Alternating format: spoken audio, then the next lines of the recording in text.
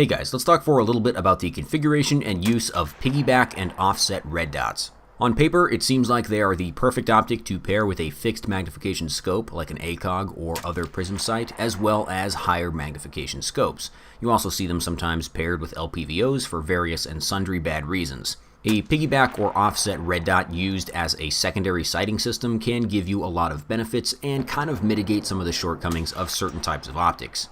If you're using one of the aforementioned fixed magnification or higher magnification scopes, a piggyback or offset red dot can improve your ability to shoot at close range. It can give you the ability to shoot passively with night vision, or if you're using specifically a high magnification scope, it can help you get generally lined up with a distant target, since the field of view of your scope may be a little bit too low to make that worthwhile. Two of these advantages don't really apply to LPVOs. The 1x setting of even a mediocre LPVO is going to be a faster and more stable way to shoot than a piggyback or offset red dots for almost all shooters in almost all conditions. If you want to get on a target at range, you can back the LPVO off a bit, then zoom back in when you find the target. Plus, since LPVOs don't typically top out very high, you probably won't need that anyway. If you have an LPVO with a really bad 1x setting, it might come in handy, but then you might have just bought the wrong LPVO and now you're throwing good money after bad. If this is you, reconsider why you chose that LPVO in the first place.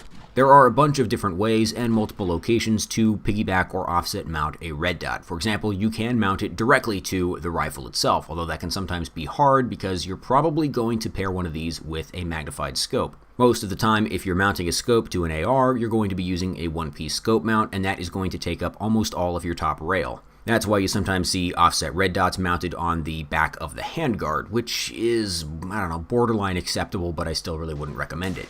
Even so, mounting the red dot farther forward is generally better than mounting it all the way at the back of the receiver. Your parallax can be exaggerated pretty badly if you're super close to a red dot and shooting at close range, which is kind of what they're for, so something to keep in mind.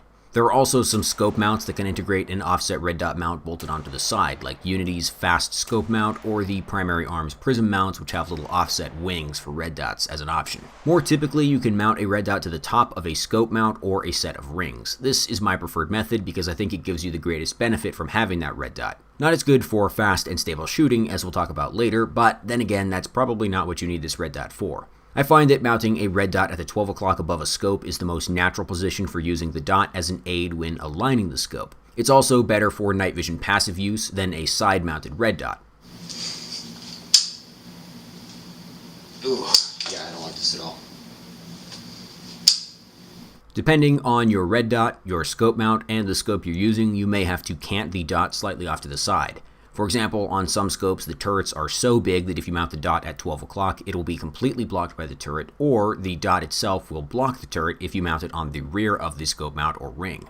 There are several good options for mounting a red dot to the top of a scope ring. One of my favorites is the loopholed Mark AR mount with the Delta Point Pro offset ring toppers. This is a great mount. It's light, it's strong, it's affordable, and the dot can be mounted at the 12 o'clock position or offset to either side. The downside is it's not a QD mount, which for some reason people still think is important, and also it's only for the Delta Point Pro cut, which is far from ideal. The Delta Point Pro optics cut is kind of a zombie pattern at this point. There is also the LaRue SPR mount with an optional RMR offset ring replacement. These are good mounts, and the RMR replacement ring sets the dot nice and low, which is great, except it's only available in one position, which is offset, not directly piggyback on the top, and I don't think it works for lefties. Actually, I think there's a special left-handed version of the LaRue SPR mount. I don't know if it's always in stock, though. There are also versions of the ring top style mount from Badger Ordnance and Reptilia. They are hard to find in stock, they're also outrageously expensive, and they can be a little bit difficult to put together because you have to buy a whole bunch of pieces a la carte. These do give you more options with what kind of dot to mount on the top, but they're so expensive and irritating I'm going to call a hard fucking pass on that. A more universal option is a ring clamp mount that just goes onto the scope tube separately from the rings or the scope mount. These might not work with all scopes or all mounts, but if it does work, you can rotate it anywhere you want to on the scope. You can get these from companies like Reptilia or LaRue with multiple optics cuts.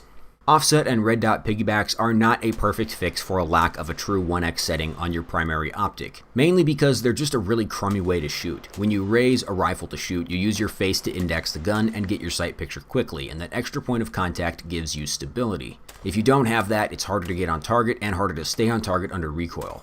If you use a low-mounted offset red dot, it doesn't really cost you a cheek weld or index point because you're just rolling the gun over, and you stay pretty much in contact with the gun the whole time. It's easier to index and a lot more stable than a tall 12 o'clock scope piggyback mount. But this type of offset red dot doesn't really have the same secondary advantages of the higher mount points. For passive aiming with night vision, an offset dot probably won't really work because the primary optic is going to be in the way of where your night vision device is, so good luck with that. 12 o'clock mounted red dots are pretty good for passive night vision use, especially if you're using an IR device. You're probably used to indexing the gun a little bit lower down when you're wearing night vision. It's not perfect, obviously. There's still a whole bunch of crap in the way of where your tube is supposed to go, and you can definitely clonk yourself in the face with a scope if you're in a hurry.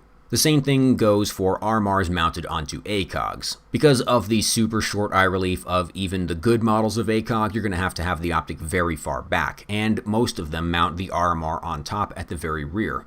ACOG-mounted RMRs are kind of a terrible way to shoot. The exception to that might be the LED illuminated models of the ACOG, which actually have a farther forward RMR mount. It's not much, and of course the LED models of ACOG weigh more and don't get the benefit of fiber optic illumination, so it's probably not worth the trade-off, but if you really like that piggyback red dot, that might be the way to go.